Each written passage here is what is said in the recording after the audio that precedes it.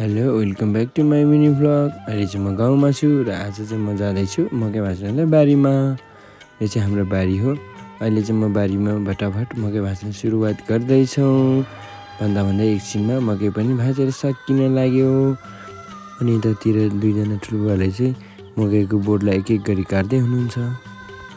बुवाले यतातिर ढोड मुठा बाँध्दै हुनुहुन्छ। अनि यता बहिनी अनि भान्जी भाइले भाडी लगाउँदै हुनुहुन्छ। सबैजना मिलेर फाइनल्ली बहिनीले चाहिँ मेरो मकैको भाडी बोक्न ट्राई गर्दैछ। उचालेर चाहिँ सक्छ भन्छ, उचाल्दैन त।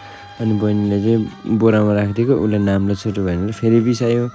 उसले नाम्लो मिलाएर बोकेर हिँड्यो। अनि भाइले पनि बोक्दैछ। भाइले बोकेपछि चाहिँ मेरो पालो। अनि म चाहिँ बल्ल तल उठ्यो होइन, बोक्ने बानी छैन नि, त्यही भएर हामी सरासर लाग्यो। हामी चाहिँ फाइनल्ली घर पनि आइपुग्यो है एकदमै। अनि घरको चाहिँ एकदम मकै चाहिँ छतमा राख्नुपर्ने हुन्छ होइन, कौसीमा राख्यो। अनि त्यसपछि कौसीमा ड्याममा खनाइदिएर सट्ट है कौसीमा बसेको एकदम गर्मी क्या है। त्यही माथि गर्मी चाहिँ यस्तो पसिना आइरहेको थियो है। भाइले कपडा खोलेर बसिरहेको थियो, मेरो पनि पसिना लास्टै। त्यसमा टाउको पखालेर सट्ट फेरि टाउको बोकाएर हामी फेरि पनि मकै लिन लाग्दैछौँ बारीमा। बारीमा पुग्दा त ठुलो बुवाले ढोड झुन्डाउँदै हुनुहुँदो रहेछ। फेरि भारी बोकेर म त आफ्नो बाटोतिर लाग्दिएँ।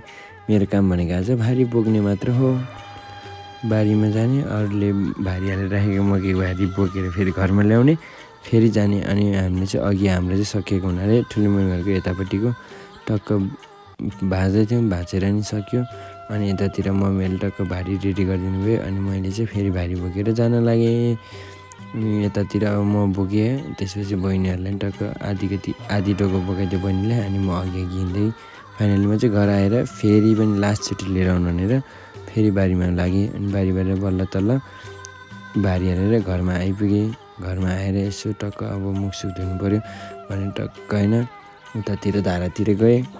अनि जुत्ताहरू धोएर रेस्ट गरिदिएँ। आजको लागि यहीँ सकिन्छ। By by.